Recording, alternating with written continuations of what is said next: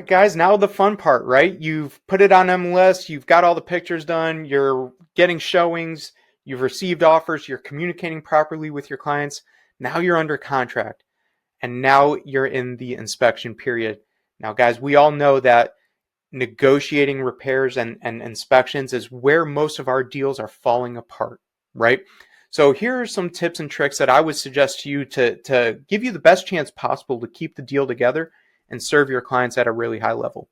Step number one, set the expectation with your clients. Whenever I got a house under contract, I would always have a conversation with my clients, and it simply sounded something like, "Hey, John, congratulations, we're under contract. That was the easy part. Now comes the difficult part of getting it to closing. Our job's not done yet." Over the next 7 to 10 days, the buyers are going to do home inspections. And that can feel really nerve-wracking. You're going to have somebody in your house nitpicking it, looking for every little thing possible to include on this report. Now remember, John, it is the buyer's inspector's job to find every minuscule thing wrong with this house, right? But that doesn't necessarily mean they're going to ask for everything. So don't feel overwhelmed if you hear, or the home inspector is there while you're there, that there's all these things wrong, right? John, I promise you that home inspection report is going to be 200 pages long. I've seen new construction home reports that are terrible, that look terrible, but that doesn't always mean it is, right? So when we get that inspection report, when we receive those repair requests, we're going to go through it together and make sure that we pick those big ticket items that we really should be fixing no matter what. And that way we can make a logical decision. Now, John, remember, my job is to save you as much money as possible. So just lean on me through this process. I have great partners as well in general contractors, home inspectors, and handyman who are going to be able to do this for us at a reasonable price, right? So guys, you're setting that expectation that the inspection report is going to look bad, and they all look bad at some level, right? There's red and yellow highlights everywhere, safety hazards. There's some things on there that shouldn't even really be on there. There's some things on there that are on every home inspection report ever, right?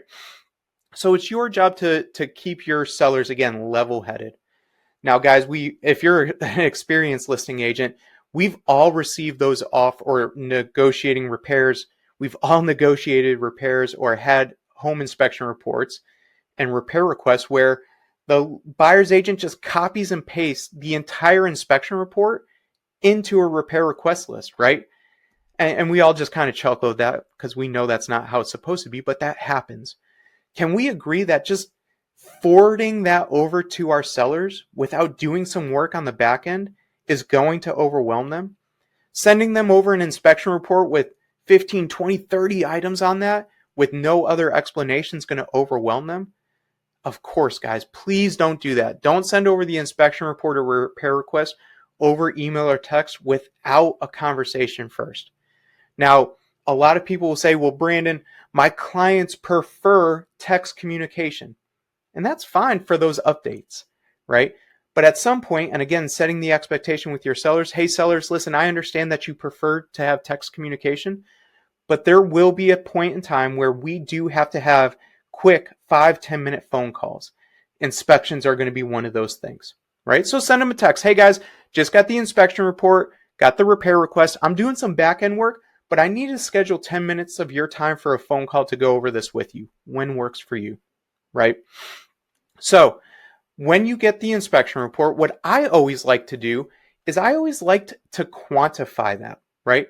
So I would build partnerships with handyman and general contractors who would be willing to give me a quick quote looking at the home inspection list and looking at the repair request list and just have them quote everything out, right? Because again, when you send that to a sellers or when you talk to them and it's 20 items long and they're like, oh my gosh, this is going to cost me $10,000. You say, hey, listen, we don't have to agree to all of these things, but even if we did, I talked to my contractor, he gave me a quote for $3,000, right? It becomes a logical conversation now instead of an emotional one. You're basing your decisions off of facts as opposed to basing it off feelings, right? So there's going to be things on that inspection report that you absolutely probably don't need to fix, right? A light bulb or the water meter bonding, right? Those are things that you don't necessarily need to fix. You want to focus on the big things: health and safety, roof, HVAC, electrical, plumbing, structural items, right? The way I frame this is, hey guys, listen, whether we do it on this deal or the next one, these things are going to come up. So we might as well fix them now so we don't have to fix them later. And by the way, if we go back on the market, we have to disclose all of these items up front, and buyers are going to see this as a big red flag, and that's going to be indicated in their offer price. So it's better to fix these now with a buyer on the line as opposed to putting it back on the market and trying to negotiate the price down to compensate for these things.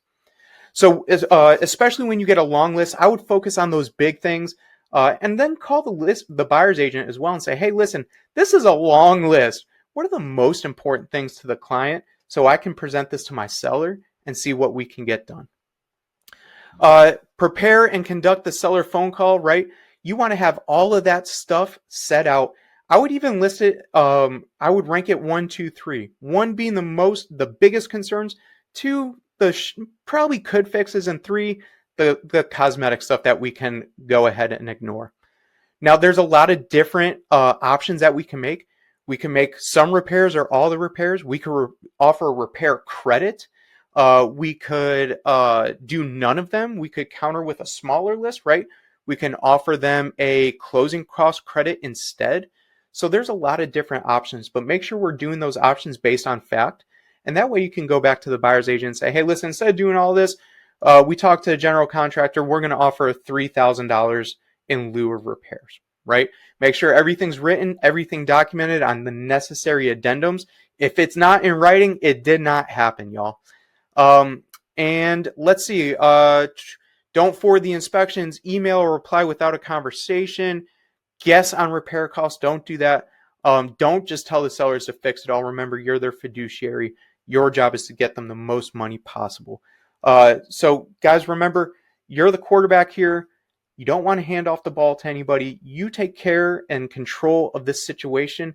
You're the trusted fiduciary with the vendor network to make this a win. Please, please, please don't just forward over the inspection and repair and say, hey, let me know what you want to do. That's your job. You're the expert. So yeah, hope that was helpful.